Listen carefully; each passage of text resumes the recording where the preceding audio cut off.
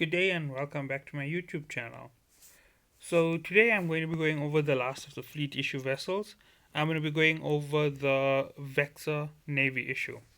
So before I get into the video, I'd like to ask you all to please leave a like, comment, or subscribe to my channel. And if you dislike the video, please leave the dislike and leave a comment as to where I went wrong with my video.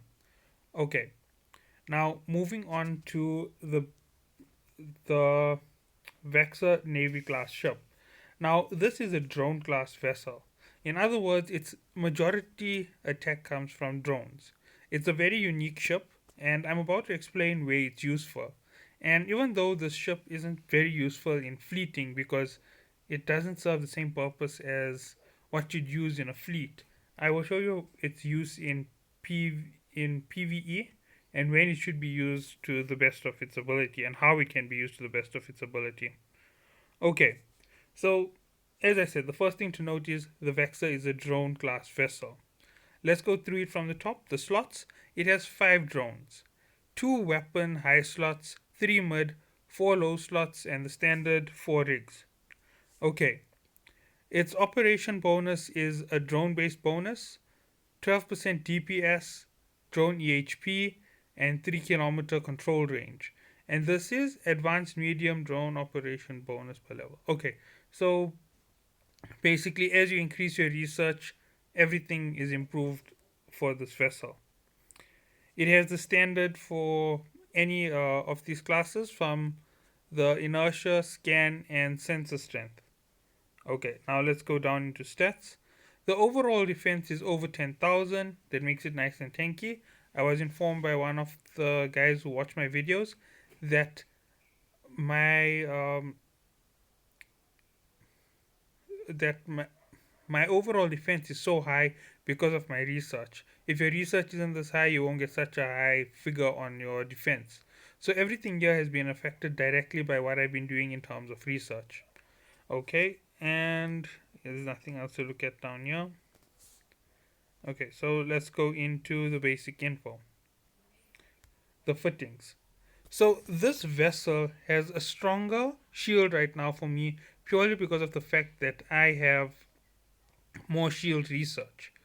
But generally, if it wasn't for the shield research, it would have stronger structure and armor. So what that means for how you're going to set up your fittings on the low slot is you're going to run either armor regen or a shield regen. This vessel is slightly different from the others. You're going to see that I'm not going to make it a tank because making it a tank is negating its best usage. So in the case of this vessel, you're either just going to run a shield booster or armor booster, one of the two. You're not going to run both. And I would suggest shield booster because there's a very unique way to play this vessel. Its capacitor is nice and large at 2700 capacity. Recharge time 13.98. It could do with a nice load of structural, not structural, engineering rigs into its power. Increasing its speed could be useful because this vessel does have a use in ranged battle. Okay, so yeah, this we've already been through. This is a missile cruiser. Okay, so let's go back in and let's go down to what upgrades affect this vessel. Now, as you can see, this is a cruiser. So all your standard cruiser uh, research affects it. Now, the next thing you should know is this vessel, the way it's set up already tells you that you are going to run drones on it. Now, for anybody who's running this vessel, the best thing to do is to keep uh, 20 medium class drones on you. Now, why am I saying 20 medium class drones? You're going to keep 5 active on your vessel, you're going to keep 5 in the nearest center. And this is where things get a lot easier and a lot better for usage. When you deploy drones, if you're using the right type of configuration on your drone, you can do a lot of damage. If you look at this armor rating carefully, it's slightly different from every sector. This ship is vulnerable in its armor to explosive like every other vessel, but it's less vulnerable to kinetic damage, and it's slightly more vulnerable to thermal damage, unlike the others where it goes EM, thermal, kinetic, explosive. In that way, the vulnerability for its armor. But its shield, if I am correct, is still the same as every other. I'm just going to go back into the basic info. Its shield is the exact same like every other vessel. Its structure is still the same like every other vessel. It's only the armor that's reshaped slightly. So, if you're going to boost up this vessel to be a harder fighter, you're obviously going to want to remove that vulnerability of the shields. But as I said, almost every vessel has the same vulnerability in shields. Since it has that vulnerability to EM damage, running an EM rig on this vessel can take out shields very fast. And that will, not EM rig, a EM set of drones. That means that your high weapon slot is going to have a chance to break uh, through your vessel, through the vessel that you're going to be attacking, um, the armor. So let's go into the armor, not the armor, the fittings for weapons that it can use. Now, as I said, the vessel itself looks to favor missiles. I'm not sure if I'm 100% correct on it, but let's go into the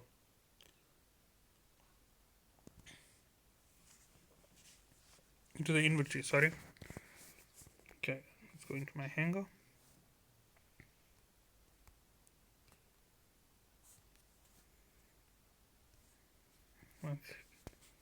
I'm correct, the market actually keeps that logo. So your low slots are actually going to be more focused to improve your drones. The fact that it has 5 drones and 2 weapons gives you a very unique advantage. It, it's the ship with the biggest advantage for its class. With the 5 drones, it may not be able to do the same DPS as your ship, but it can rip a shield apart, and then all you've got to do is use your high slots correctly, and you can tear it to pieces. So that's it. I thought it was missiles. 1 second. This isn't giving me what I want. So I'll just go into the ship tree.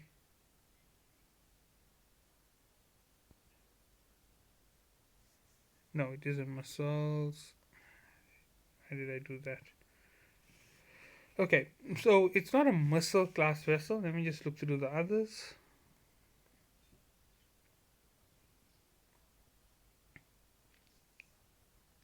Cannon. It's a cannon class vessel. Okay, so that's perfect. That's exactly what I was going to put on this here for it. So, since this is a cannon class vessel, remember running cannons on this vessel is going to give it that slight advantage. Now, let's go down to the cannons, not lasers. Alright, here we go. So, as you can see, the medium class cannons are the option for you to use on this. And let's see what damage medium class cannons do. Most of their damage is in thermal and kinetic, meaning these weapons are fantastic for taking down armor of any vessel. So let's go looking for the larger range. Yes, the medium strike cannon. Sorry about that. Okay, I have no research into my cannon, so I don't have the maximum range like some of you will have. But at a 20-kilometer range, all you've got to do is actually sync your orbit a bit with this vessel, and you can actually hit out another ship very easily. You could also just replace your cannons with missiles if you'd like on this vessel and use it like that there. So the best use for this is a long range assault. So you're gonna go through your weapons, not your weapons, your low slot fittings, and you are gonna find things that keep you at a great distance. Nothing that takes you into close combat. So let's look at the fittings you're going to need on this ship. Now, as I said, this is a drone class vessel, and you should have been getting these big satellite type fittings. And the first one is drone navigation. So let's see what it gives you. Velocity, nah, not exactly what we want, but it would help a lot. Omnidirectional tracking link. Yes, this is the one that you want. You want the omnidirectional tracking link on your vessel. That means that you can keep that slightly larger range, and you can hit the vessels a lot more. The other option for you is to run the drone navigation with this. The reason is the drone navigation plus the omnidirectional is going to give you a faster moving drone. And a fast long range drone means that you can keep a greater distance when fighting with your drones. And that's going to help you throughout your entire battle, no matter how much you struggle with the fight. Okay, drone damage. This is something else you could put on. You could put on the drone damage amplifier, but if I'm correct, the drone damage amplifier will activate and deactivate all along while you're using it. So its standard damage bonus is 5%, and its long term bonus is sorry, its long term bonus is 7% when activated. It has a delay of 60 seconds, and so that means it's going to rotate on its activation time. Let me just double check with other gear. Okay, yeah. So these skills can only activate once every 60 seconds. That means for 10 seconds you get an increased range, an increased buff, an increased amount of speed to attack a target. This is fantastic for things like elites. And running the Vexor is best for when you are soloing big difficult missions. The Vexor can keep a good distance from most enemies, and you can actually run your research to the max on your drones and on your ship very easily so that you can keep a big distance. And the moment the shield goes down, you can come in closer with your cannons and try and blast through the ship as fast as possible. And that is where your advantage is. But the next thing that you need to remember is you need to carry another item on this vessel to make sure that you don't get hit too quickly. And that's going to be a simple thing to do. You're going to carry a afterburner on your vessel. So it's going to be a afterburner, two drone skills, and a shield recovery. And you're going to be keeping a massive distance. Now, the one thing you don't want to do for mid range is you don't want to close in the gap. So, since you're not closing in the gap for mid range, your optimal gear in your mid slot for this vessel is going to be even your Norse energy drain isn't going to work properly here. But this vessel can actually still run a little bit of a support class helping role instead of a full out attack. But if you're going solo, let's see what you can run on this vessel to make it more effective. Uh, no, not armor link, not shield.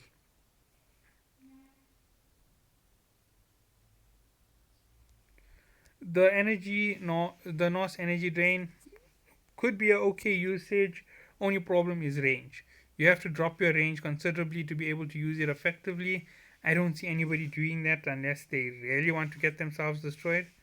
So using the energy drain is going to be fine for your vessel. You're just going to sink in a little bit close to the fight, and you're going to uh, drain an enemy so you can recharge. Not really going to make a difference because you're not going to run out of that much of power. Okay, now let's talk about the very important one, the fittings. Now, most people don't go to drone rigs. Now, in drone rigs, there are a ton of special effects for your vessel, as you can see. Right? So let's go through them starting from the top. A damage bonus, 15%. Accuracy fall off, 15%. Activation time, minus 10%. Control range, 10 kilometers. Okay, so the first thing you're going to do is you're going to take the control range. The control range is going to give you that extra distance when you're fighting, and the second thing you're going to do is take the excess damage. May not seem like the two best in the world to use, but they're going to make a big difference when you're fighting.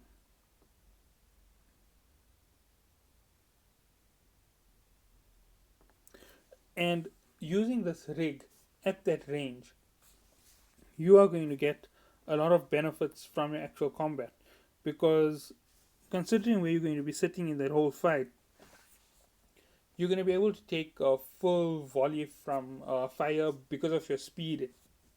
Sorry, because of your speed and distance from the fight. When you take fire, you're going to be able to keep your damage to a minimum, and you are capable of staying out of the close range of the vessel because you've increased that range from the 21 Ks to something like 31 Ks. That means that you can orbit safely at 31 Ks, and if your research is higher, and if I am correct, you can already reach something like 40 Ks. And if you do advanced and expert, you might be able to reach something like 45 Ks out on combat. And 45 Ks out on combat means you're literally out of the range of all medium class vessels who can fight you. And you're not going to really run into much difficulty unless you go into a Mars space and find those weird laser cannons that can shoot over 80 kilometers. So that is where you're going to go with these fittings, with the range and damage. And this is how you're going to select your drones for your vessel. You are going to select either a full 5 to take down shields, or you're going to select 4 to take down shields and 1 to take down armor. That means you are going to select the following drones. You're going to select the EM fighting drone, which is the white infiltrator, if I'm correct, in the medium class. Okay, just let this load. Okay, here we go. Alright, here's it, the infiltrator.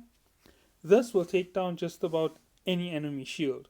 And if you have enough power and enough range on it, it's going to allow you to launch it from that great distance, get it into the fight, and it is going to damage right through shields. As you can see, it does 70.5 per hit. And if you upgrade enough, that 70.5 will go up quite considerably. And with your 15% bonus, your 70.5 will be just around 78, because 77.56 makes it a round up figure, so you count it as 78. 78 damage just because of the damage bonus if you're using a damage bonus too. Okay, now let's go down. And the last thing you should run is a Valkyrie. The reason for running the Valkyrie is almost all armor is vulnerable to explosive damage. So when you are running your ship, as I said, you should keep all the various types of drones. The simple reason for that is some vessels aren't going to be so susceptible to your explosive assault, and they're not going to be so susceptible to your EM assault. Like some elites might have so much of bonus on that one section to prevent you from pulling the shield off that when you're hitting them, you're just going to see small figures like 5 and 10. And you're going to have to swap to thermal damage. That means you have to swap your drones out from a Valkyrie down to a Vesper. Now, Vesper does thermal damage. No, wait, sorry. Then the Hammerhead does thermal damage. Yeah, sorry about that. I thought it went in order of the damage. Yeah, I didn't know that it was different. So you can run a Vesper and you can do the thermal damage. Almost all vessels are slightly weak to thermal damage on their shield, and they are the second strongest against thermal damage on their hull. But overall, using a Vesper or a Hammerhead will give you the best balanced damage. So running infiltrators will take down your shield very quickly. Running a Vesper will help you take down shield at a moderate rate and help you take down the armor at a moderate rate. Running a Hammerhead will do the exact same thing. Actually, no, it will take down your shield at quite a fast rate and take down most armor at a moderate rate. One or two ships have a ridiculous resistance to thermal damage. It's almost as high as EM damage, and its weight will balance out for you. So if you're going to run a balanced build on this ship for damage, you're going to run a Vesper or Hammerhead. It's the best for you to buy. If you want to run a fast hit strip build, you're going to run the infiltrator. And your weapon's always going to be a cannon, so you can always hit and take on the armor with your actual weapons instead of with your drones.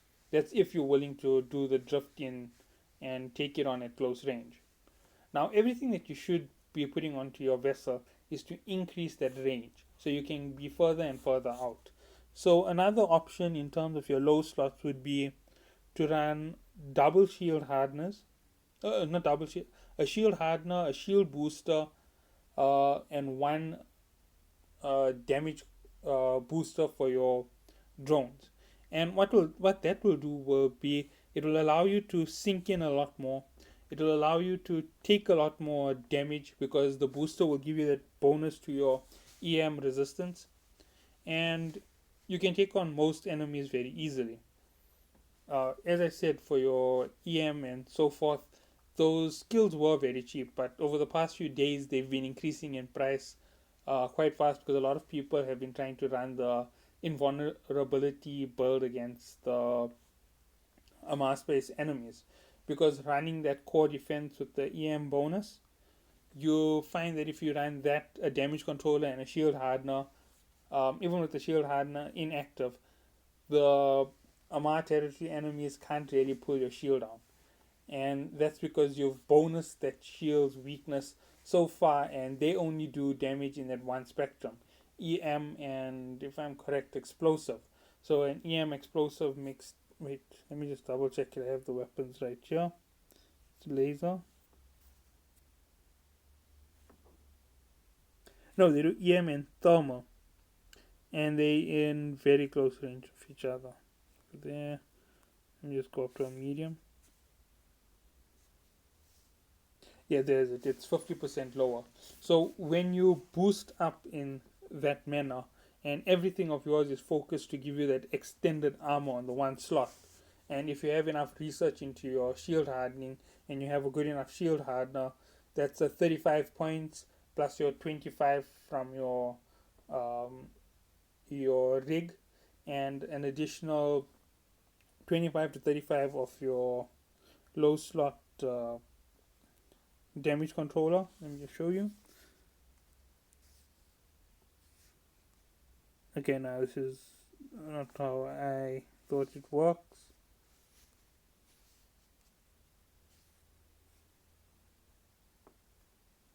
Okay, now so it just adds about 8% at the best damage controller. But what it does overall is this is the power that you get immediately. And wait, there's activation bonus here somewhere. 800%. Okay, so when it is activated, which you get exactly 13 seconds of activation time, you get an 800% bonus, or depending on what level of armor controller, damage controller you're using, you're gonna multiply all of this 800%. So that means it's giving you that massive boost to your shield at the time while it's active for the 10 or 13 seconds or 5 seconds, whatever the time is on the controller you're using. And during the time when it's active, it's a ridiculous increase because 200% of 6 is 12, right? And if you multiply that by 4, you're actually getting where you're going. You're getting 48 excess damage resistance. So adding that onto your ship plus the damage controllers, putting everything else with it up, you're actually totally invulnerable to most damage. You need something that's hitting ridiculously hard in the figures of 230 to 280 per hit. So even though these weapons can hit really hard on your shield, when you pull up your damage resistance that high, and everything is now sitting in the region of let's say that everything goes up to 60 regular, and you pull that up times 8, you're over 400. That means 4 or 5 ships have to hit you at the exact same time to pull down that portion of shield, making that shield really resistant to that EM damage. So that's where these shields actually, that's where shield hardness and the resistance actually helps you big time. But if you're going up against a ship, obviously they're not running the exact same rigs as us. Some of them do, the elites, but you can always pull them down with the long-term fight. And drones hit so often that that's why this vessel is so useful. it can pull it down. And the reason why you don't want to have this in a fleet, the ship is basically um, a high orbiting uh, glass cannon. And even though it's a high orbiting glass cannon, it needs to shrink in its distance to do its final damage to help you destroy a ship. And you can only use one purpose at a time. If you're going to use the all purpose build, then it's not useful as a shield, it's not useful as an attack vessel, not useful as support. It basically loses all of its use the moment you change up its format of drones. So if you give it a full EM range on its drones, then it's basically a shield ripping uh, wrecker ship.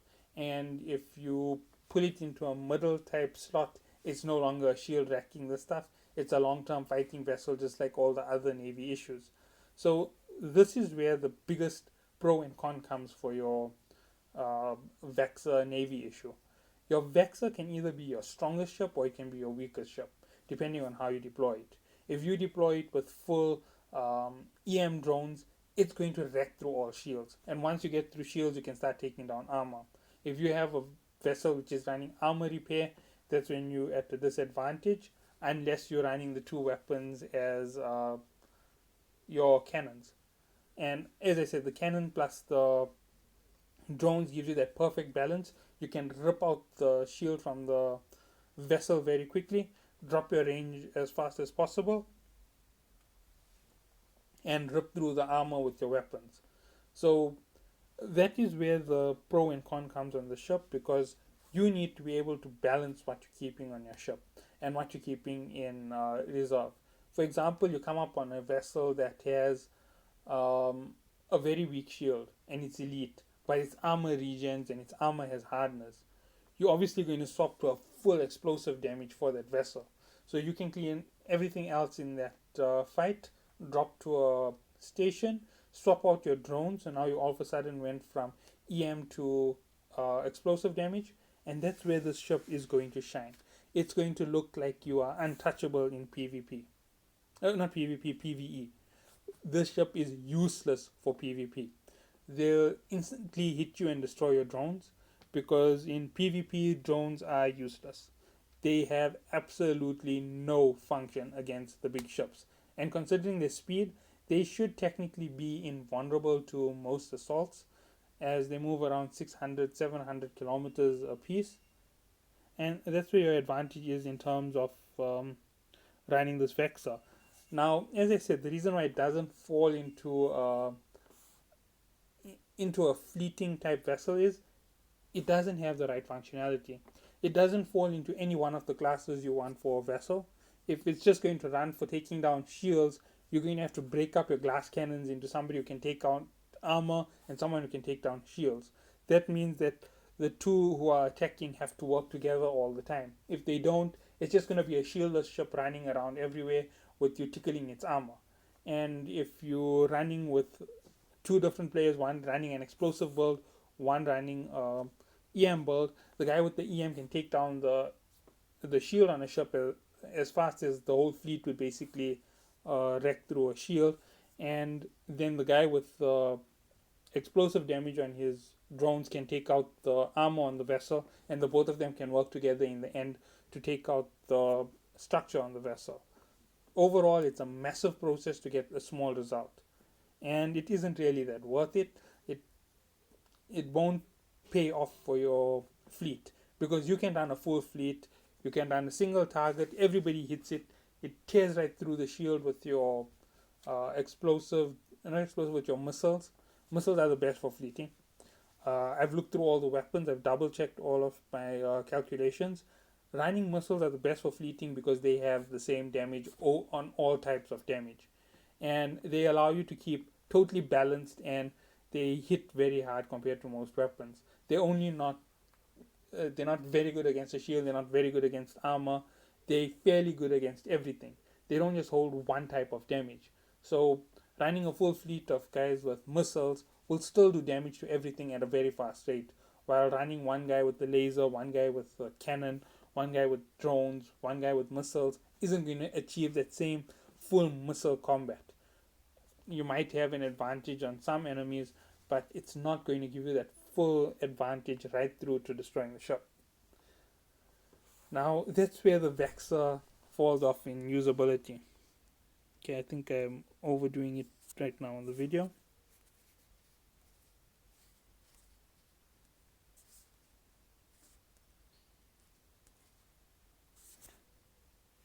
Okay, so this is going to be it for the video. I've rambled on for a little bit too long if I am correct. I hope you all enjoyed. Thank you for watching.